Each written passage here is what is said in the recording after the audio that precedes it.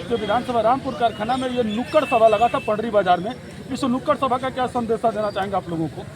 देखिए, उत्तर प्रदेश सहित रामपुर कारखाना में भारी भ्रष्टाचार की आकंठ में डूबी हुई योगी आदित्यनाथ की सरकार है और इस सरकार ने इतनी भ्रष्टाचार किया हुआ है जिसका आज तक कोई ऐसी सरकार नहीं रही जो सरकार इस तरह का भ्रष्टाचार, इस तरह का कुकृत्य किया हो। उत्तर प्रदेश की सरजमी ने योगी आदित्यनाथ को एक संत के रूप में चुना था, लेकिन वह संत नहीं सामंती हैं और उनके राज में जब प्रभु श्री राम जी के चरण की चरण पादुका लूट ली गई, चांदी की मूर्तियां लूट ली गई, लाखों करोड़ों रुपए उनके मंदिर से चोरी कर लिए गए, तो इन भाजपाइयों से और आप क्या उम्मीद कर सकते हैं? जब ये राम के नाम को लूट सकते हैं, उनके काम को लूट सकते हैं, उनके धाम को लूट सकते हैं, तो ये जनता को क्या समझते हैं?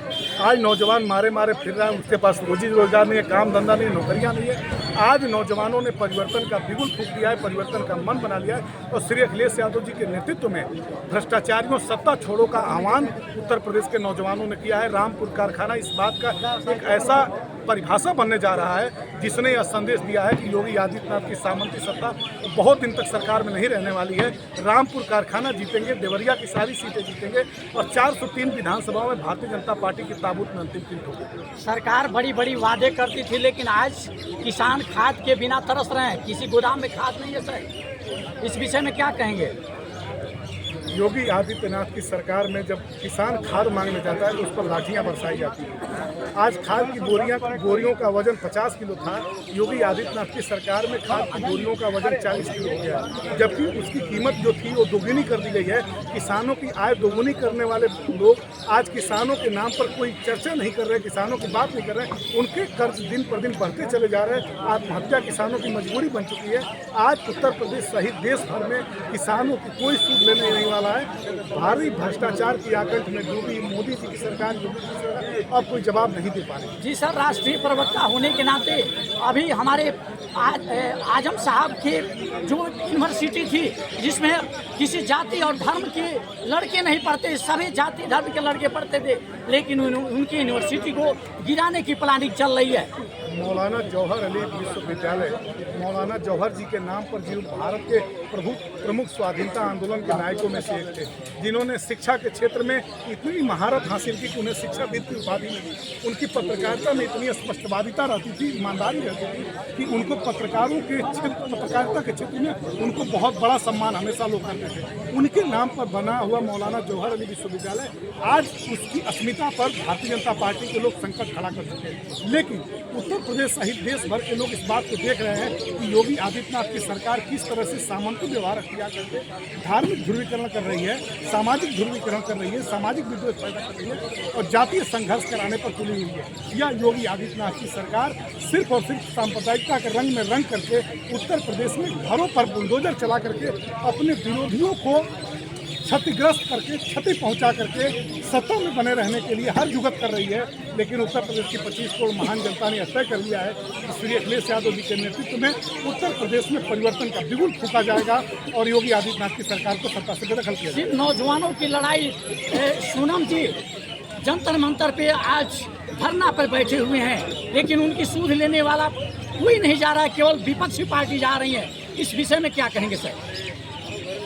सोनम वांगचुक जी ने जो इतिहास कायम कर दिया, जो उन्होंने एक संदेश दे दिया देश और दुनिया में कि चाहे सरकारें जितनी सामंती हो जाए, उनके सामने खड़ा होने की कुवत हर भारतीय रखता है। सोनम वांगचुक ने जो एक इतिहास रचा है, उस इतिहास को आने वाली पीढ़ियां समझेंगी और छात्रों की जो लड़ाई लड़ी है सोनम वांगचुक जी ने, उनको दिल से पूरा देश शुभकामना और बधाई देता है। मोदी जी जब 750 किसानों के मरने के बाद भी उनके आंखों में आंसू नहीं आए, जब 4 किसानों के ऊपर फाड़ चढ़ा दिया गया गृह मंत्री के लड़के की तरफ से, तब इन भाजपाइयों ने क्षमा नहीं मांगी। ये अंग्रेजों के जो मुखबिर थे, इन मुखबिरों से और आप उम्मीद कुछ भी नहीं कर सकते हैं। लेकिन सोनम वांगचुक जी ने जो विचार जो खड़ा किया है, उस विचार पर चलते हुए हर भारतीय जनता पार्टी की सामंती सत्ता से टकराने के लिए अपने आप को तैयार कर चुका है और चुनाव में परिवर्तनकारी परिणाम ला करके उनको सत्ता से बेदखल। आने वाले दिनों में कुछ समय में सर समाजवादी पार्टी के राष्ट्रीय अध्यक्ष माननीय अखिलेश यादव जी एक रथ यात्रा कराने जा रहे हैं पूरे विधानसभाओं में। क्या उस रथ यात्रा का निर्देश है सर? क्या संदेश है? राष्ट्रीय अध्यक्ष जी जब सड़कों पर निकलते हैं तो सड़कों पर सैलाब आता है। वह जन सैलाब जो जनता के बीच की आह होती है, जनता का जो दर्द होता है, नौजवानों की जो उमंग, उत्साह और सरकार बदलने का परिवर्तनकारी जो एक विचार होता है, वह सड़कों पर दिखाई देता है। श्री अखिलेश यादव जी जब सड़कों पर उतरे हैं तो बड़ी बड़ी सरकारें हिल जाती हैं और सरकारें बदल जाती हैं। 2011 में जब उन्होंने क्रांति रथ यात्रा निकाली थी, उस समय उत्तर प्रदेश में बहुजन समाज पार्टी की सरकार थी और 12 में चुनाव हुआ और श्री अखिलेश यादव जी पूर्ण बहुमत के साथ मुख्यमंत्री बने। योगी आदित्यनाथ की सामंती सत्ता डरी हुई है, भयभीत है, जानती है कि श्री अखिलेश यादव जिस दिन सड़कों पर उतरेंगे वह परिवर्तनकारी जो उनका क्रांति रथ है वह सरकार को हटा देगा और एक ऐसी सरकार का निर्माण करेगा जो पीडीए के पराक्रम, पुरुषार्थ और परिश्रम को दिखाएगा। रामपुर कारखाना इस नारे को बुलंद करने के लिए, इस नारे को धरातल पर उतारने के लिए भारतीय जनता पार्टी की सामंती सत्ता को सत्ता से बेदखल करने के लिए आज पड़री बाजार की पावन धरती पर हम सभी उपस्थित हुए हैं। यह पड़री बाजार कोई सामान्य बाजार नहीं है। यह पड़री बाजार कोई सामान्य धरती नहीं है। इस पड़री बाजार ने बहुत बड़े बड़े लोगों को पैदा किया है, चाहे राजनीति का क्षेत्र रहा हो, चाहे समाज का क्षेत्र रहा हो, चाहे खेती किसानी का क्षेत्र रहा हो, चाहे व्यापार का क्षेत्र रहा हो, चाहे इस देश की रक्षा का क्षेत्र रहा हो, पड़री बाजार ने बहुत बड़े बड़े वीरों को पैदा किया। 2027 का विधानसभा का चुनाव बस कुछ माह बाद उत्तर प्रदेश की सरजमी पर होने जा रहा है।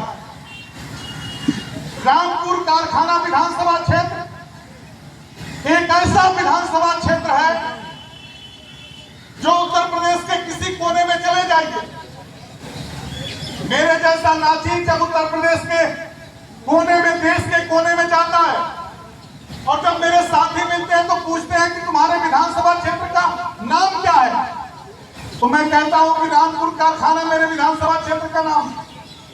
तो कहते हैं कि तुम्हारे यहां तो फैक्ट्रियां बहुत होंगी, तो मैं कहता हूं कि दोस्त, हमारे विधानसभा क्षेत्र का नाम भर रामपुर कारखाना है। एक सुई बनाने का पूरे रामपुर कारखाना में कोई एक कारखाना में सुई बनाने तक का हमारे विधानसभा क्षेत्र में कारखाना नहीं है, लेकिन हमारे विधानसभा क्षेत्र का नाम रामपुर कारखाना है। बड़े बड़े सपने दिखाए गए, बड़े बड़े वादे किए गए। भारतीय जनता पार्टी के देश के सबसे बड़े नेता और भारत के प्रधानमंत्री श्री नरेंद्र मोदी जी जब 2013 के लास्ट में देवरिया की धरती पर आए और उन्होंने कहा कि देवरिया और कुशीनगर एक ऐसी धरती है जो चीनी का कटोरा कहा जाता है, यहाँ पर चीनी पैदा होता है। हर क्षेत्र की अपनी अपनी एक विशेषता होती है। उसी तरह से जमाने में हमारे देवरिया की विशेषता थी। सब लोग कहते थे कि देवरिया चीनी का कटोरा है, यहाँ पर 14 चीनी मिले हैं, देवरिया चीनी का कटोरा है। मोदी जी ने अपने भाषण में कहा कि मैं जब प्रधानमंत्री बनूंगा, हमारी पार्टी की दिल्ली में सरकार बनेगी, तो मैं अगली बार देवरिया आऊंगा तो देवरिया की चीनी से पहली चाय पी करके जाऊंगा। ये उन्होंने, मोदी जी ने देवरिया में भाषण दिया। 2014 का समय याद करिए, आज 2026 है। इन 12 वर्षों बाद भी चीनी मिल का एक पाया तक भारत के प्रधानमंत्री नहीं लगा पाए और आज तक चीनी पीने के लिए, चाय पीने के लिए देवरिया की धरती पर नहीं आता। मेरे साथियों, पड़री बाजार के लोगों, आपके पराक्रम के बल पर, आपके पुरुषार्थ के बल पर, आपके परिश्रम के बल पर इस पड़री बाजार ने जो एक अपनी पहचान बनाई है, बड़े बड़े हुक्मरानों को सत्ता से बदलने का, सत्ता से हटाने के जो ललकार है, वो पड़री बाजार के लोगों ने आह्वान किया। मैंने सामान्य तौर पर, मैं अपने राजनीतिक जीवन का पहला जो नुक्कड़ सभा मैंने शुरू किया है, रामपुर कारखाना विधानसभा क्षेत्र के किसी भी चौराहे से मैं शुरू कर सकता था।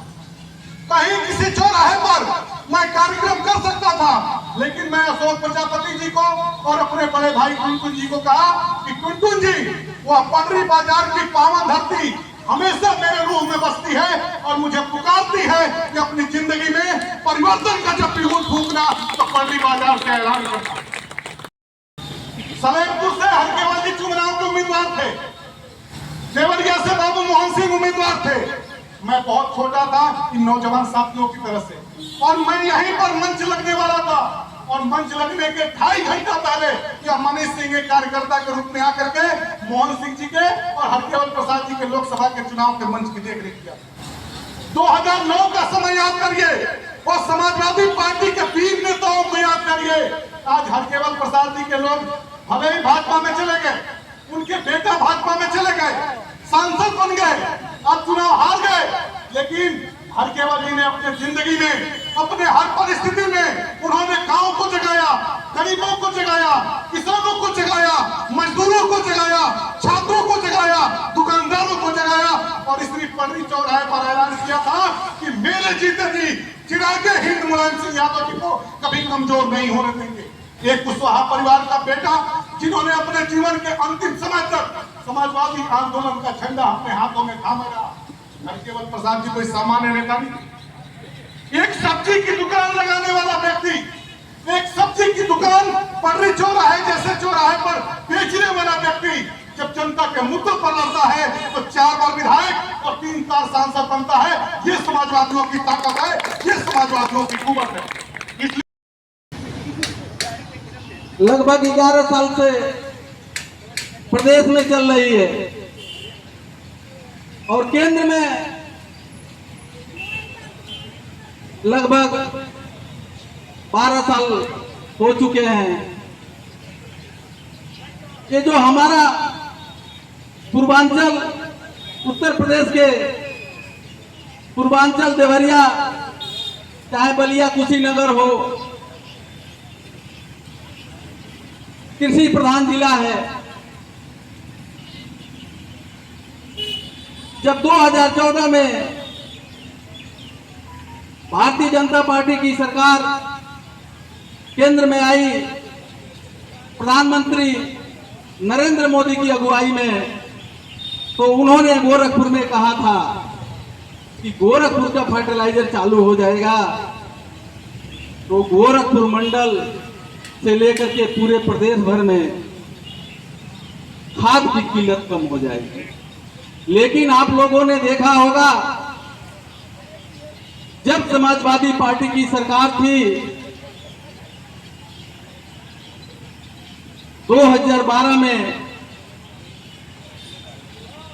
तो जो हम लोग खेत में जो डाई और यूरिया डालते हैं तो 600 रुपया की बोरी से मिलता था, और 200 से 250 रुपया यूरिया की बोरी मिलती थी। लेकिन आज 2026 में 1400 से लेकर के और 2000 के बीच डाई मिलती है, और 400 से लेकर के 500 तक यूरिया मिलती है। लेकिन उस लागत के हिसाब से आज गेहूं का दाम, धान का दाम, मक्का का दाम कितना है? 25 से 26 रुपया गेहूं बिक रहा है। लेकिन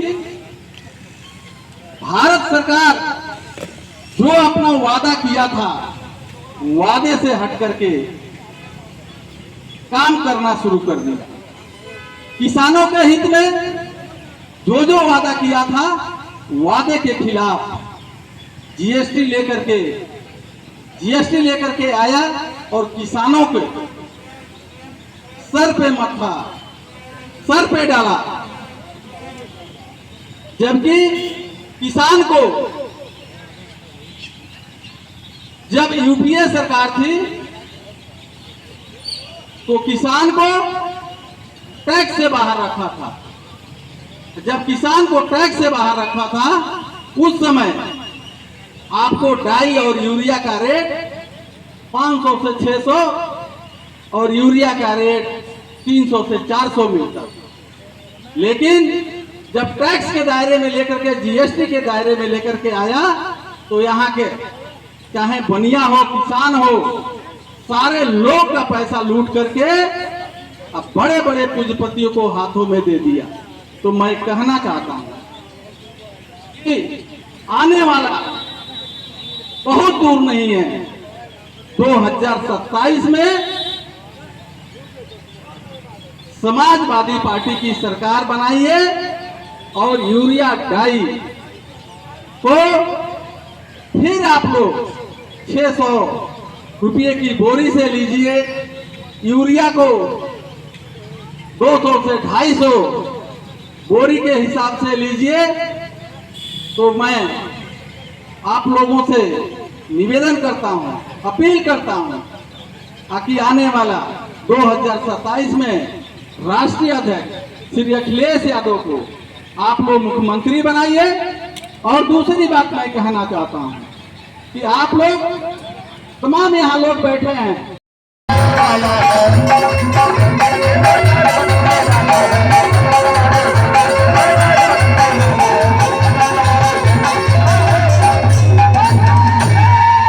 बहुत धन्यवाद। आइए मनीष बाबू और सभी साथियों का हार्दिक स्वागत, वंदन, अभिनंदन करते हुए ये समाजवादी मंच है, सभी लोगों का हार्दिक, सभी लोगों का वंदन, अभिनंदन। और सभी लोगों का सचिन यादव जी हम लोगों के बीच में आए हैं, इनका भी आप लोग गीत सुनेंगे। एक छोटा सा और गीत आप लोग सुनेंगे, उसके बाद से इनका भी गीत आप लोग सुनेंगे।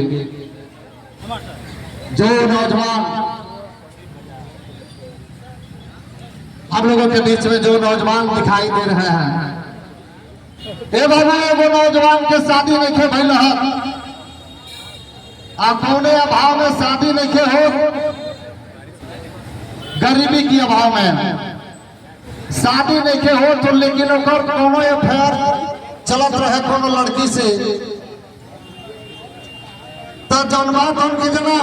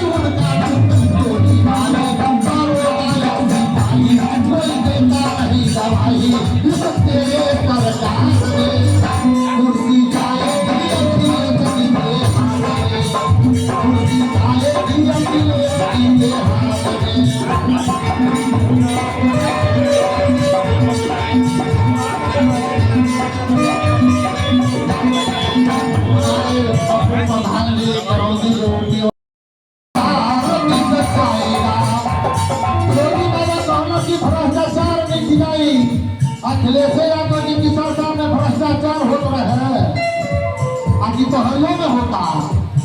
वादा किए थे भ्रष्टाचार मिट जाएगा,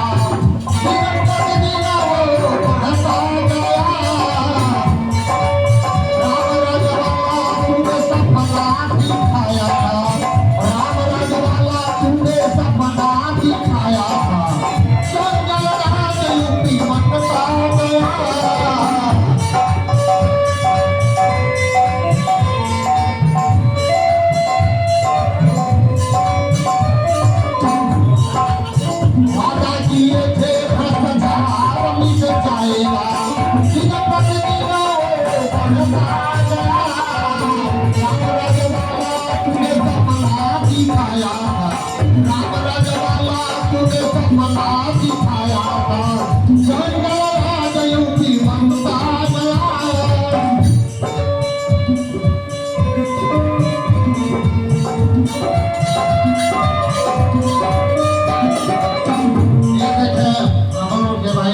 भाई है और बहुत पुराने साथी आदरणीय श्री सत्यपाल